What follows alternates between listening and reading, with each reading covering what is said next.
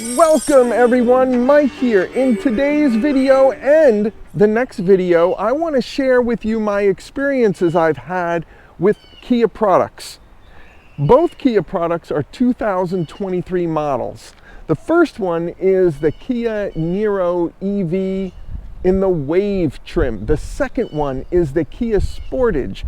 That's the SX Prestige in the, that's a hybrid version.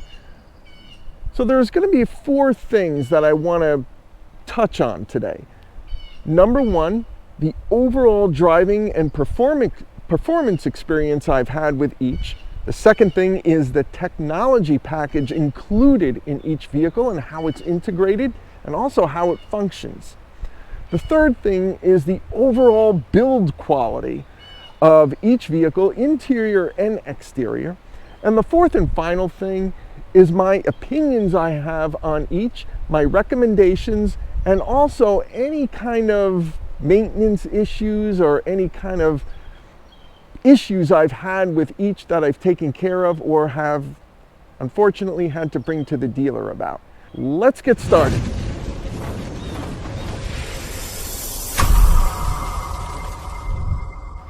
We're going to start off today with the Kia Niro EV. This is the 2023 model in mineral blue. I did purchase this used, I shouldn't say used, barely used, and have driven it for the past 2 years. I purchased it with about 4,000 miles on it as a buyback, and I've had really good success with it so far, no issues. Now this is a subcompact SUV. It's one of the top sellers in Europe for an EV. However, in the United States, sales are lackluster at best. And of course, that's because us Americans, we like big SUVs and we don't like electric vehicles too much. But in Europe, it's a big hit. This 2023 model was one of its top sellers. The styling is still up to date, because the 2026 Kia Sportage is actually borrowing some styling features from its little brother, the Niro. Now let's get into a little bit about the ride quality and performance of this little bugger.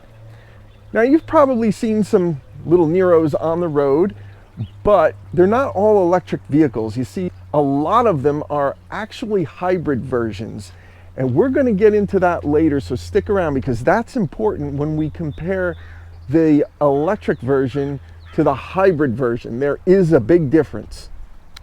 So anyway, the overall driving experience that I've had on this is very good. If I'm rating it on poor to excellent, for a car in this class, I would say it's very good.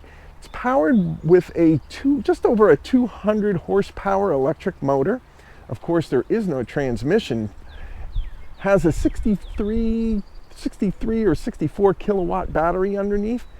And that battery is estimated to get about 253 miles of range. However, I have personally, in this vehicle, have gotten well over that. I've gotten between 270 to 275 miles worth of range on this particular car. Now, of course, that's using the economy mode and regenerative braking, which adds power back to the battery when not using the accelerator. So when the car slows down, it's feeding electric power right back to that battery.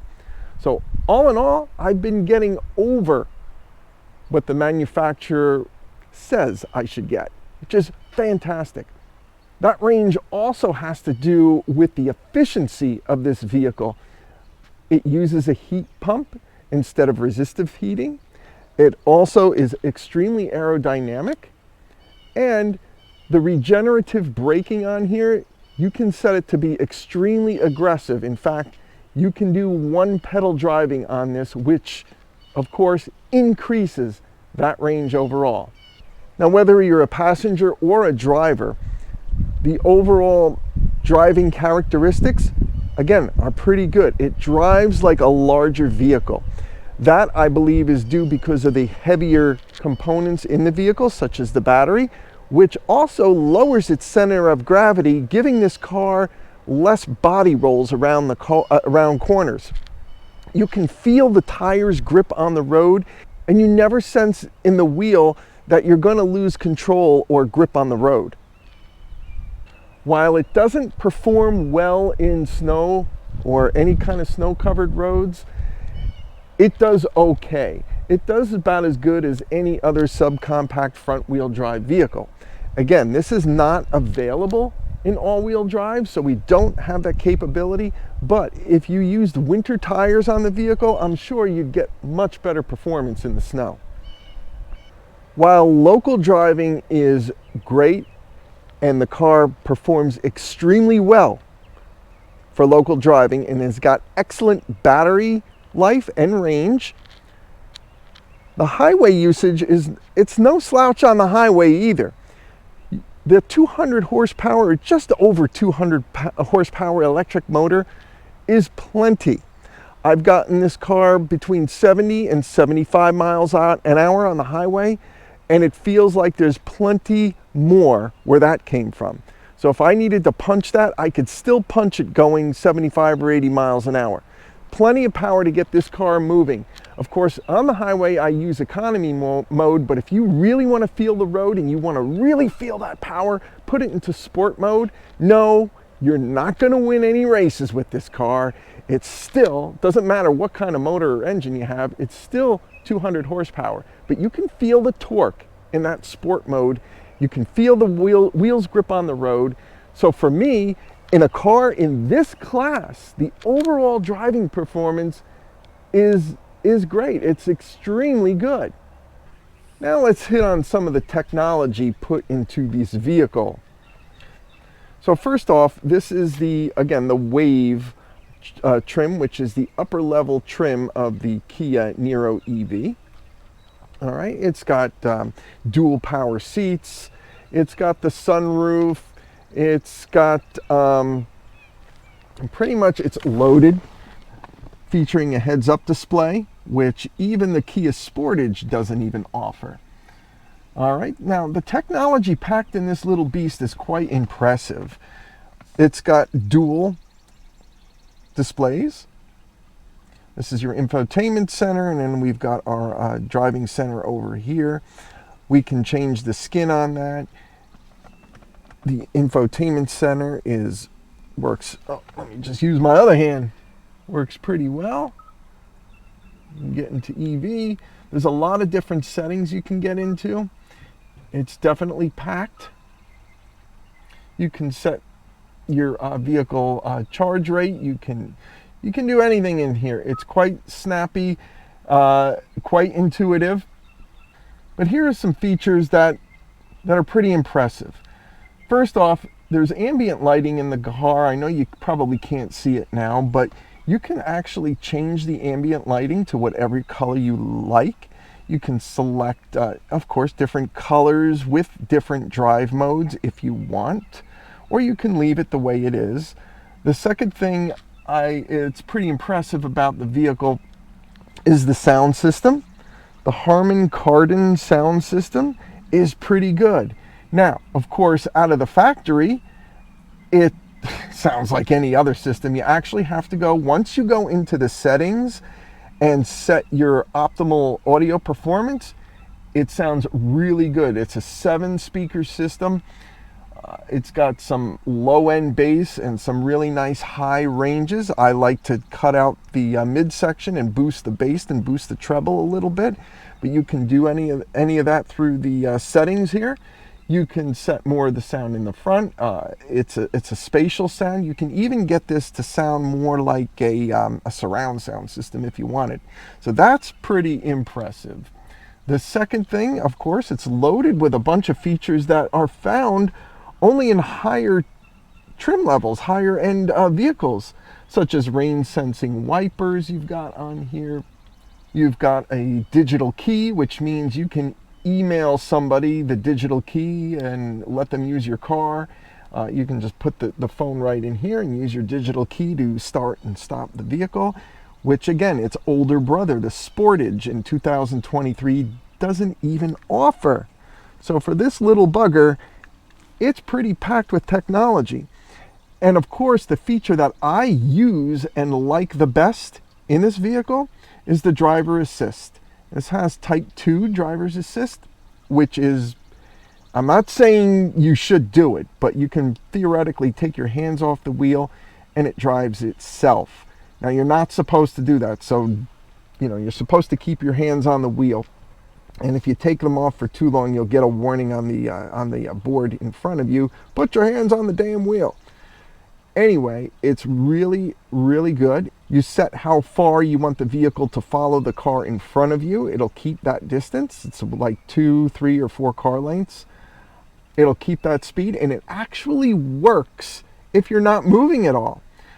So if you're in stop and start traffic, this car will actually come to a complete stop and then start moving again once the car in front of it starts moving forward. A few other features included with the Wave Edition is we've got a leather wrap steering wheel that's heated.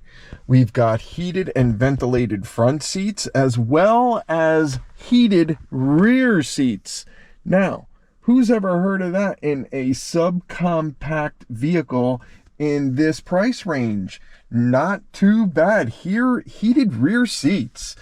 Also, the climate control system is pretty awesome. Let's get into there. We can set our auto climate control. The air condition, as long as you don't have it in economy mode, is pretty powerful. It can cool your car down really quick. And if needed, if it's freezing cold outside, yes, this car does have a heat pump. However, it does have resistive heating as a backup. So if it's so cold out that you need an extra boost of heat, that resistive heating will kick in and warm the cabin within minutes. The heating and cooling system in the vehicle is, in my opinion, really, really good. We also have auto hold feature, electronic parking brake. You can access the different cameras from down here. Again, your heated and cooling seats. Of course, they're multiple function. You can set them high, medium, low for heat, high, medium, low for cooling. Of course, the heated seats have the amber lights and the cooling seats have the blue lights. It's a start-stop function. It does offer Android Auto and Apple CarPlay, as well as a cell phone wireless charger, USB integration, as well as 12-volt ports, which you probably won't use too much since we have that phone charger. Now, another feature you're going to find in the Kia Niro, the Wave, is this guy here. It's called a vehicle to load adapter. And this part plugs into your charge port into the front. And you can run a regular AC power line out of the back here. Okay, this is covered. And that is to prevent rain or water from getting in while you're using it. What does that mean for you? That means you can use that vehicle to load adapter to connect any electrical device within reason and use your battery as a power source. So if the power goes out in your home and you want to run your refrigerator and a few lights, you can run an extension cord from the adapter to the lights in the refrigerator and you will have power. Or maybe you are out somewhere camping or at a soccer field or baseball field and you need some power for something. I don't know. Maybe it's I have no idea. Maybe you're mixing drinks. I don't know. When you need a blender, you can do that. Also, you don't have a vehicle to load adapter or you don't want to use it, you can always use the AC power outlet right down here. That is in all electric vehicles that Kia makes and Hyundai makes, so you can access that feature as well. The vehicle to load adapter, quite frankly, I've used once. I used it to power a an air compressor to fill my tires with air, and it worked just fine. It's a little quirky, however. It's really weird. In order to remove it, you actually have to unlock the doors from inside to remove the vehicle to load charger. And then there are some other little quirky things you may have to do to get it going, but you'll figure it out. Y'all are smart. That's a pretty neat piece of technology that is available to use on the Kia Niro. So in short, the amount of technology put into this vehicle is pretty impressive. The technology you find in here is usually found in higher end vehicles. Now there is one piece of technology that you might find impressive about this vehicle, but quite frankly, I've never used it and I probably will never use it. Maybe if you're in a big city or somewhere where parking is really tough, you might use it, but it's the automatic parking assist. And that's accessible through the Kia key fob here. All it does pretty much is moves your car forward and backwards by using the key fob. So you would stand outside the car, hit a few buttons, and the car moves straight out or can back straight up. And if you're caught in a tight parking spot, just take the key fob, move the car forward, get into the vehicle, and you're all set and done. Is this quirky? I don't know. Is it impressive? No. But it is there, and if you need to use it, it's available. I just never did. Now here is where the 2023 Kia Niro EV takes a bit of a hit. It's the build quality. Now I get it. It's not Kia, it's not a Carnival, it's not a Palisades, hell, it's not even a Sportage. It's not Kia's top-end model. However, in the Niro, the Wave is its top end. And the build quality is just not there. A brand new vehicle in 2023 costs $45,000 to $48,000 for this car. And quite frankly, it lacks a little bit. The charge port here, I know you've probably seen this in my review. It's plastic, it waves around, it's no good. I mean, come on. The Nissan Leaf has a better access point than this guy. It's a pain to put on. There we go. The door wobbles. It's flimsy, all right? It's flimsy. Another thing that really needs improvement are these seats. Now, I put seat covers on here. I had to put them on here after 6 months of driving because, let's see if I can lift it up. The originals, see, it's starting to buckle. It's not holding its shape well. It's wrinkling. So I put these seat covers on the front seats to protect them as best I can. And the back seat is fine because nobody really sits back here, which brings me to my second point. It's small, all right? I'm not gonna lie. There's no way around it. I'm not gonna give the specs. You can look them up yourself. But it's a subcompact SUV for a reason, because it's compact. You can see I have a child seat, and if I move that front seat back, it's almost all the way up. It's gonna hit the back of that child seat. So there's not much room. No, you can't fit 4 adults in here real comfortably. Yes, you can fit 4 adults in here for short trips. It's not a problem. But for long trips, it's not gonna happen. We also have the rear storage space. It's average. It'll hold 3-4 suitcases, whatnot. It's good. It's not bad. But the build quality, plastic all over for a higher trim level. And of course, what I hate most, all the piano black you see. It gets dusty, it gets dirty, there's fingerprints all over the place. The overall build quality of the interior is average at best. You would expect a little bit above average for a higher trim level. However, it is what it is. And the final note I have for you is the suspension system. Now, after driving it for a while, I noticed a few clunks, a few knocks, a few squeaks. I'm like, come on, this is pretty much a brand new car. Why is it doing that? Now, I don't know if it does it on all of them, but it did it on here. I did fix it. And it's I can't believe it worked, but it did. I took the wheels off, I cleaned everything, and then I shot it with some WD-40 silicone. Not the regular WD-40, that's petroleum based, it'll ruin the rubber on there. Don't use the regular WD-40. Use the spray can of silicone based WD-40, and that, my friends, that stopped any squeaking or knocking that I heard. But it's just knowing that it will come back and I have to do it again. So every time I perform maintenance on the vehicle or I rotate the tires, it gets a shot of silicone in there.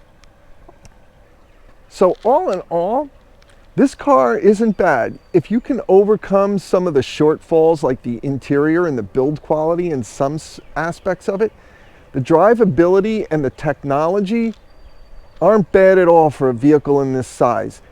And if it fits into your budget, it's not a bad car to purchase, the 2023, 24, 25. Now, there is no EV, Kia Niro EV for 2026. It's only available in a hybrid. And please, don't buy any kind of hybrid Kia Niro. Remember in the beginning I said it was kind of different? Well, it is. It's way different. I've driven the hybrid. I don't like it. I'm going to tell you right now, it's like driving a friggin' lawnmower. It's no good. It's only got 139 horsepower in that thing, mounted to a dual clutch transmission, or a DCT, which in short is a manual transmission controlled by a computer. It whines, the engine whines. It's only a 1.6 liter naturally aspirated engine mounted with a small motor.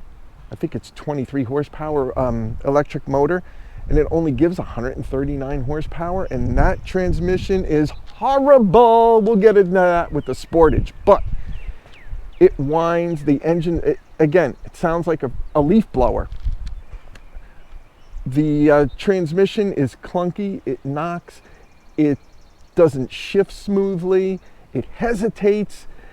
It's just, I'm sure, you know, all right, I shouldn't say it's horrible. It's better than a CVT, but you'll never get the same performance or the driving quality as you will with the electric version. Unfortunately, again, it's not available in 2026, but in my opinion, you should only buy EVs used. I mean, they just depreciate like rocks in a river. They just sink. So, you know, you want to buy one, you can pick one up between $20,000 and $25,000 now. I mean, that's a great price in my opinion. However, if you could bump up your budget by a few $1,000s, I would probably go for the Hyundai Ioniq 5 or the Hyundai Ioniq 6. You know, the EV6 is not my cup of tea. It kind of rides rough, but you can do that as well. And the reason I say that, it's going to give you a lot more space inside. It's going to give you a larger battery, plus the Ioniq 5 and the Ioniq 6 have a better charging platform than this. And that's one of the downfalls of this vehicle is, you know, they have this charging platform available so you can charge your vehicle in what, 18 minutes? This takes 45 minutes to get from 20% to 80%, whereas an Ioniq 5 or Ioniq 6 or Kia EV6 only takes about 18 minutes. Why didn't they put that in their upper trim model? I don't know, but if it falls in your budget and you can't boost your budget anymore, I would recommend this vehicle. Well, thanks a lot for hanging around and watching this video on the Kia Niro EV. Stick around for my next video on the Kia Sportage, the 2023 Kia Sportage. There are some things in there that you all should know about before going out and purchasing one of those. Thanks for watching and have a wonderful day.